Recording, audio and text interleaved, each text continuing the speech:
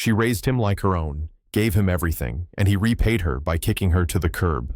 It was a Tuesday evening, one of those dusky hours when the sky can't decide between sunset and storm. Margaret stood on the porch in her worn slippers, holding a cloth tote with a half-eaten baguette, 3 cans of lentils, and a rotisserie chicken warming the bag through its thin lining. She leaned into the front door, her front door, and immediately sensed something was off. The key wouldn't turn. She jiggled it, tried different angles, even flipped it upside down, as if the problem was just muscle memory failing her. But it wasn't her hands that were mistaken. It was the lock. Someone had changed the deadbolt. She knocked once, then again, then harder, her knuckles thudding against the wood while still clutching her bag, still wrapped in her pale green cardigan that smelled faintly of lilacs, still standing on the porch she'd stepped onto for over 2 decades. The door opened, just a sliver. Vanessa, Carter's girlfriend, peeked through with a surprised expression, as if Margaret were a delivery she hadn't ordered. "Oh, hi. Weren't you supposed to be at the church until later?" Margaret frowned. "Why can't I unlock my door?" Vanessa glanced back, then stepped onto the porch, pulling the door shut behind her. "I think Carter was going to talk to you."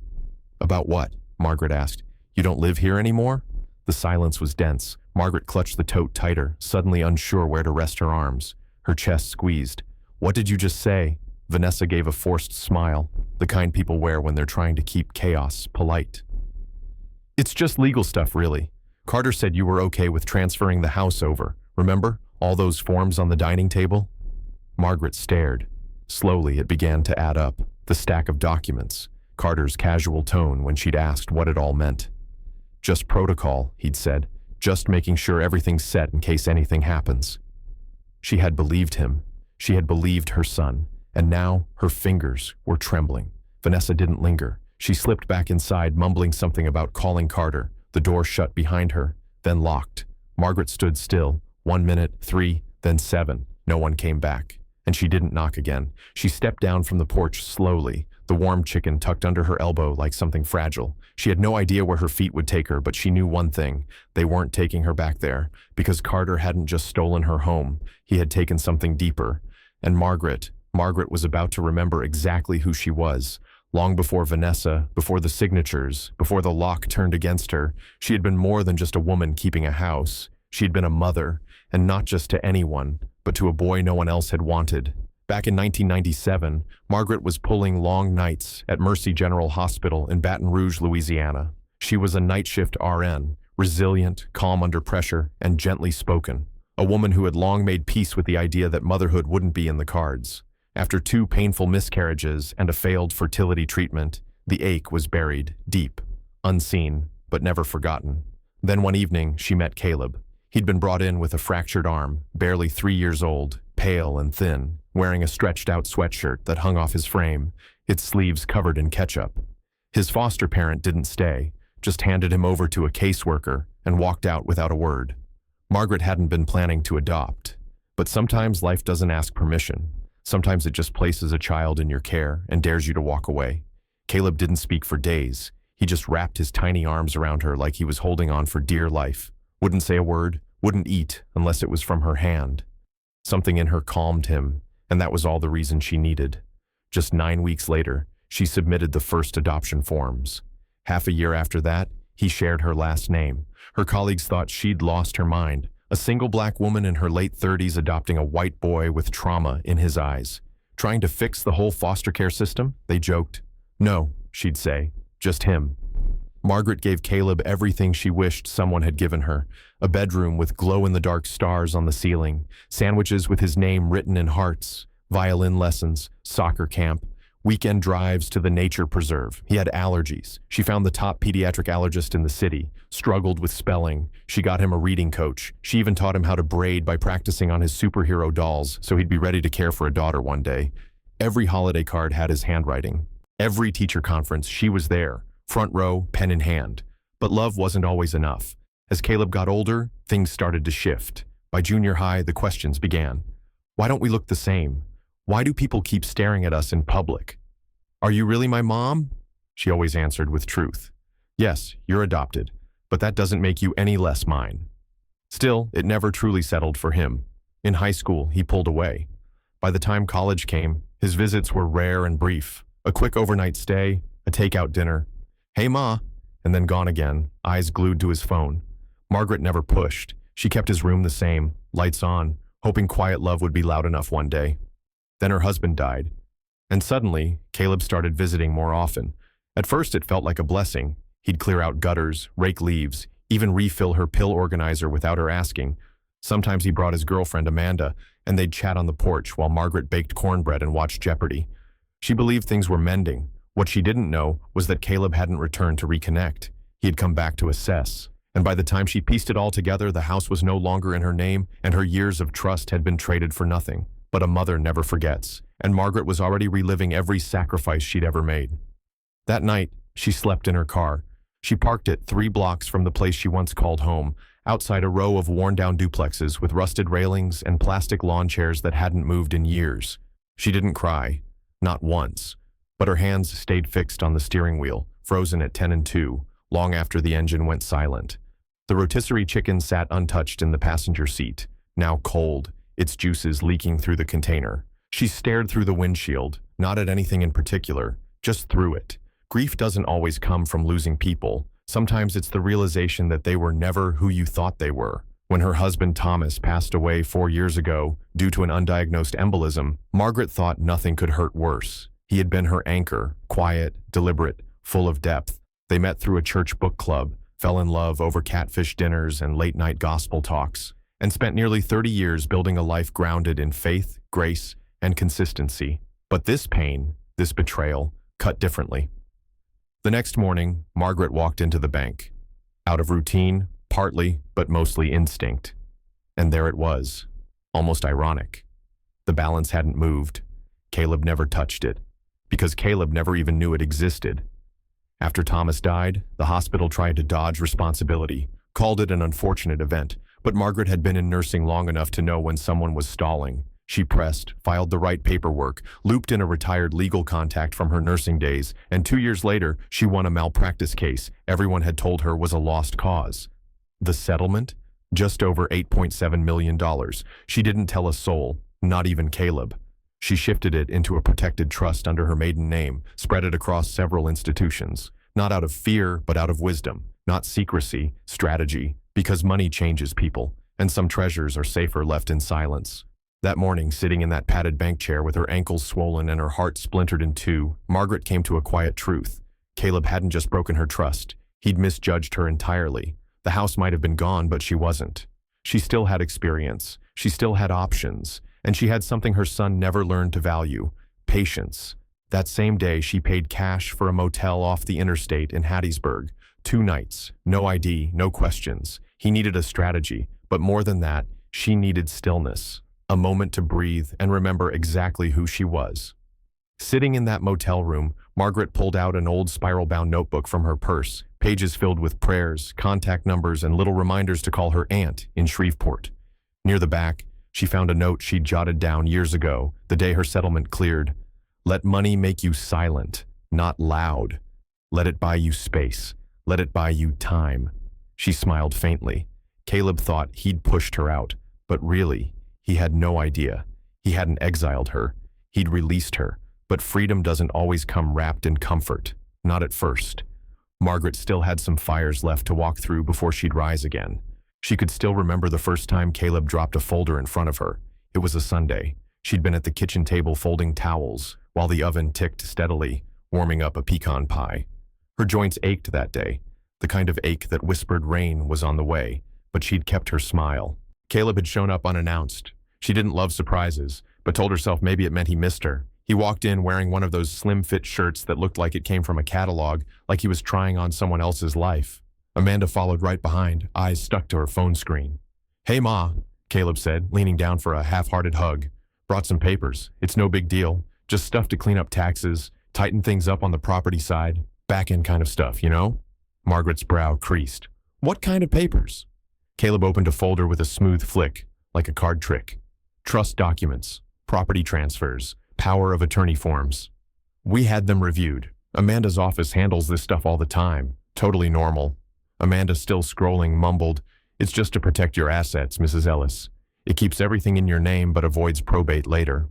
I didn't ask to avoid anything, Margaret said, soft but steady, her palms pressed gently against a half-folded dish towel. Caleb gave a short laugh. I know. That's why we're helping. Look, if something happened to you, God forbid, it'd be chaos trying to untangle everything. This just makes sure the house stays in the family.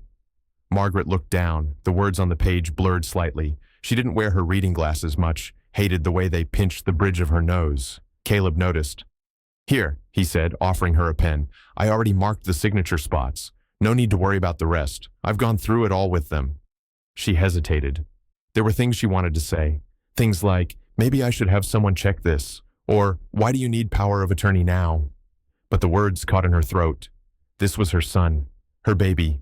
The boy who once cried when she left the room, who couldn't sleep without her hand resting on his chest when he was sick. The child she'd sat beside through late-night asthma attacks, rubbing his back with one hand and holding a humidifier steady with the other. So she signed, page after page. Caleb even cracked a joke while she scribbled her name like it was all just routine. You're making history, Ma. Margaret let out a small laugh, barely more than a breath. The timer beeped for the pie, and she rose slowly to shut off the oven. That moment lingered in her memory for weeks afterward, the scent of cinnamon crust and caramelized sugar in the air, the soft click of a pen cap closing, and Amanda's smile that stretched just a little too wide, a little too pleased. At the time, she didn't know it, but that afternoon would be the last time she'd ever sit at her own kitchen table. The visits changed after that. Caleb stopped coming around to catch up. Now he arrived with bank printouts and smooth-talking friends who tossed around phrases like return on investment and market movement. He was always pacing, always pitching some property deal or bragging about building a portfolio.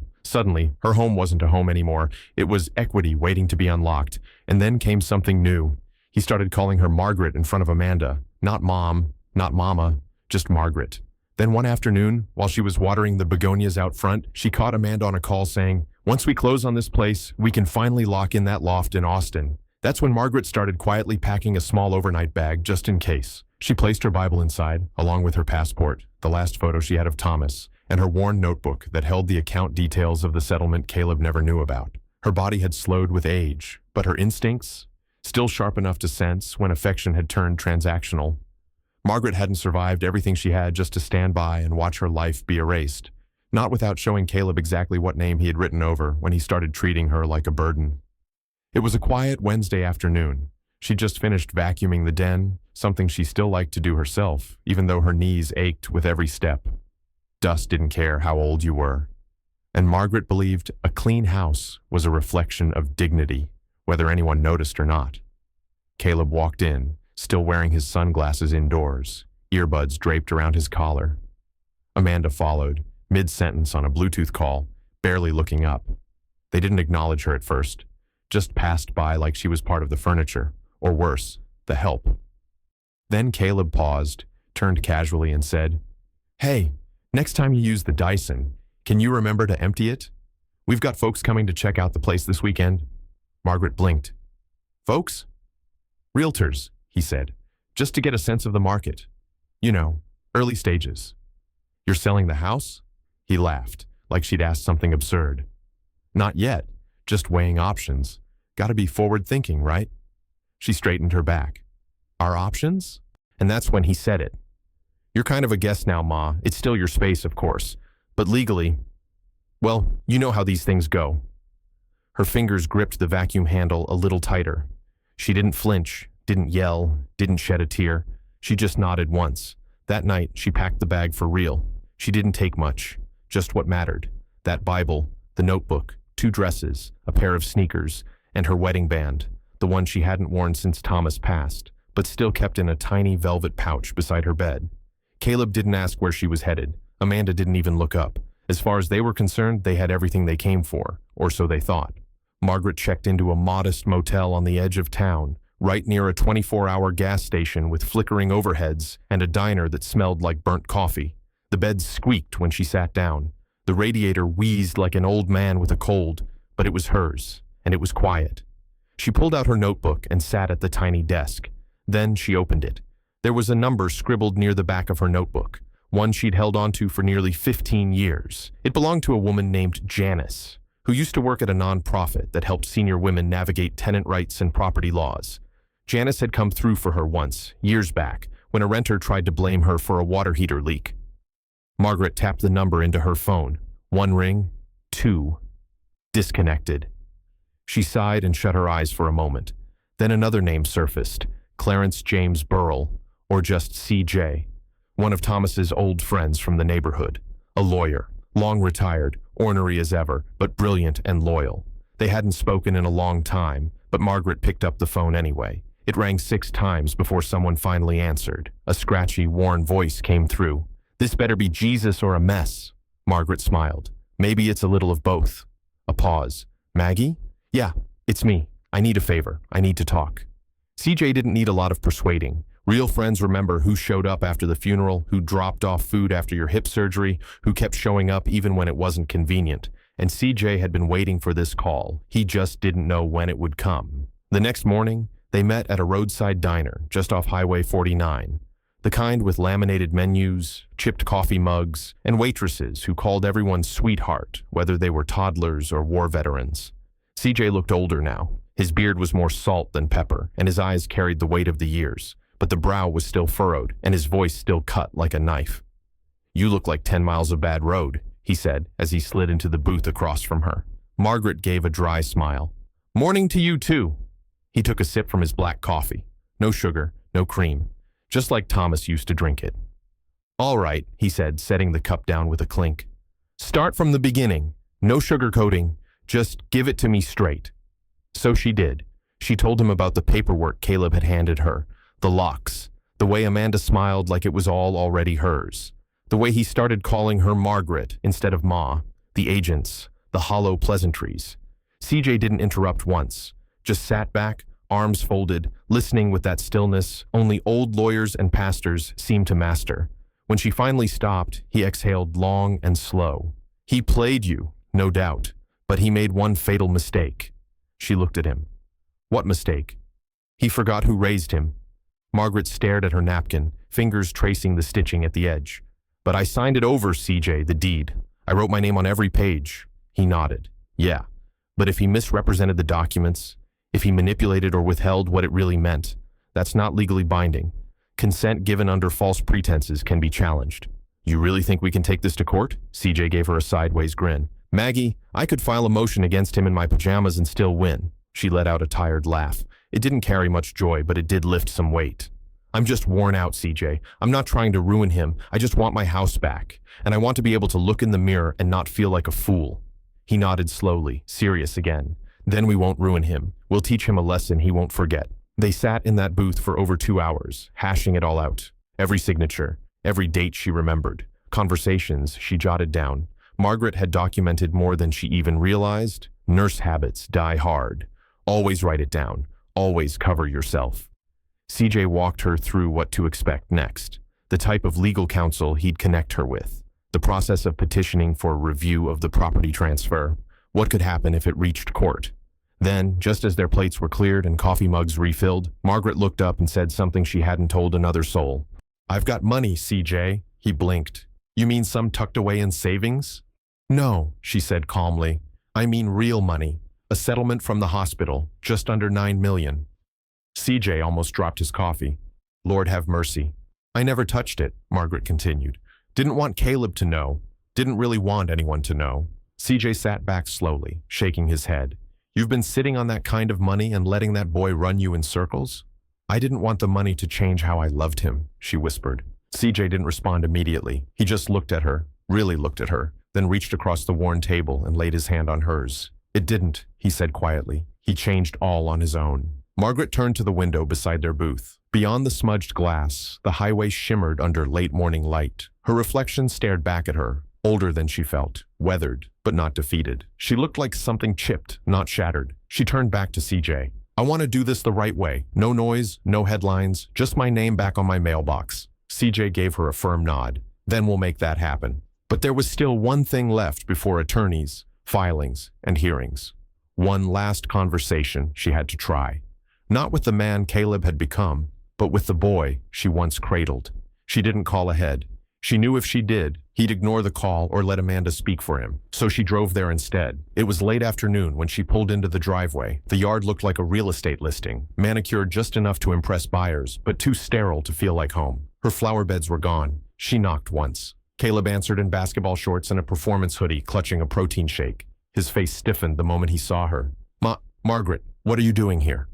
She stepped forward, just enough to be separated by the screen door. "I won't stay long. I just need a minute." He glanced over his shoulder, probably checking if Amanda was nearby, then let out a sigh and stepped out onto the porch. "Look, if this is about the house—" She lifted her hand. "Let me finish." He closed his mouth. "I raised you when nobody else would, not out of duty, and not for praise, but because I saw a child who needed something real, and I gave it everything I had." His eyes darted briefly, but he stayed silent. "I watched you grow. I gave up sleep, health, holidays. I gave you my youth, my strength, my peace, and never once made you feel like an outsider in this life." Her voice caught just slightly. "And you repaid that with a signature and a new lock." Caleb rubbed the back of his neck. "You signed, Ma. It's not like I—" "Don't call me that," she said sharply. "Not if you don't mean it." Silence fell between them. She straightened her spine. "I'm not here to fight, just to tell you what you need to know." She looked him dead in the eye. "I know what you did, and you need to know something too. I was never broke. Not once. I've had enough money to buy this house 10 times over." His expression shifted. First disbelief, then confusion, and finally a flicker of shame. "I didn't know," he said quietly. "You weren't meant to know," she replied, "because love isn't a transaction, and trust doesn't come with a price tag. But now I know who you are, and now so do you." He opened his mouth, but no words came. "I've already spoken to legal counsel," Margaret said calmly. "This will go where it needs to go, but I needed to see your face one more time before it does." Caleb's arm fell limp at his side. "You're taking me to court?" "No," she said, her voice low but steady. "I'm going to remind you what a real home costs." And with that, she turned, walked back to her car. No shouting, no pleas. Just a woman who had finally remembered what she was worth. People like Margaret aren't afraid of courtrooms. What unsettles men like Caleb is when the person they underestimated refuses to crumble. 3 months later, the house stood vacant. No couch, no Amanda, no Caleb. The new owner, a retired librarian from Baton Rouge, said the place felt heavy the moment she stepped through the door, like it had survived something invisible but immense. And it had. CJ had wasted no time. The fraud petition was processed faster than anyone expected. The judge barely paused after reviewing the evidence, ruling that Margaret had clearly been manipulated and misinformed, and that the transfer was not just questionable, but likely exploitative. Caleb didn't bother showing up to the hearing. He had already skipped town. Amanda returned to Austin alone. When Margaret heard, she didn't grin, didn't gloat. She just let out a breath she'd been holding for months, slow and full, as if something deep inside her had finally exhaled. But she didn't move back into the house. Too much memory. Too many quiet stings and old dinners that now felt like scenes in a play she hadn't known she was in. Instead, she took her money, untouched, unspoken of hers, and did something no one saw coming. She bought 3 modest homes in Ocean Springs. Not big, not flashy, just enough. She turned them into transitional housing for women over 60 who'd been pushed out, forgotten, or left behind by the very people they once raised. She called the project Thomas House, in honor of her late husband, the kind of man who would have spent his retirement building something like this if he'd gotten the chance. The first resident was Irene, 75, evicted by her grandson when she said she couldn't help with childcare anymore. The second was Marla, whose daughter sold her condo while she was recovering from back surgery. Every Sunday, Margaret cooked for them. Some days they shared meals and watched quiz shows. Other days, they just sat on the porch, trading stories about who broke them and how they lived to tell it. Margaret never needed to explain her story. The strength was in how she moved now, calm, clear, unapologetic. CJ still dropped by sometimes, especially when legal documents started stacking up. He liked to tease her. "One of these days I'm putting your face on a billboard," he'd say. The woman who turned betrayal into a blueprint. Margaret would just laugh and shake her head, waving him off like it wasn't a big deal, but everyone around her knew it was. "I just did what my mama always said. When you're backed into a corner, you don't panic. You pray, plant your feet, and guard your peace." But Margaret knew this battle had never truly been about a house. It was about refusing to let one act of betrayal rewrite a lifetime built with grit and grace. 1 year later, Margaret sat on the back porch of Thomas' house with a warm cup of chamomile tea in hand and a soft blanket draped over her lap. The sunset over Ocean Springs painted the sky in swirls of amber and tangerine. One of those dusks that made silence feel sacred. Irene was upstairs, working on a quilt. Marla was in the kitchen, quietly singing an old hymn as she washed fresh greens. And Margaret, for the first time in a long while, just was. Not anxious, not bitter, not broken, just still. That morning she'd received a letter, no return address, just her name, handwritten in a script she hadn't seen in nearly 12 months. Inside, a note. I made a mistake. I see it now. I don't know why I handled things the way I did. Maybe I thought you owed me something. Maybe I never fully grasped what you gave. I'm not asking for forgiveness. I just needed to say this. You didn't deserve what I did. I hope you're doing okay. Caleb Margaret read it once, then again. She folded the paper with care and slipped it into the back of her Bible, not because she intended to forget, but because some wounds are meant to be acknowledged, not reopened. She didn't write back. She didn't have to. To Margaret, forgiveness was never about letting someone off easy. It was about releasing yourself from the weight of what they did. And now she understood something she hadn't before. You can love someone completely, raise them with patience, sacrifice everything, and still lose them, not because you failed, but because of who they chose to become. And that's not a burden you carry. That's not your fault to fix. As the crickets began their evening chorus, Margaret leaned back, letting her head rest against the chair. She closed her eyes and drew a breath, not the kind that fills lungs, but the kind that fills space, that fills memory, that fills meaning. A house had walls, a home had heart, and she had built a new one, brick by quiet brick, no deed required. If this story reached somewhere deep inside you, if it reminded you of someone you've lost, loved, or had to let go, share it with someone who needs to hear it, because real love doesn't vanish, real mothers don't fold, and real strength doesn't shout. It rebuilds, quietly, faithfully, from the ground up.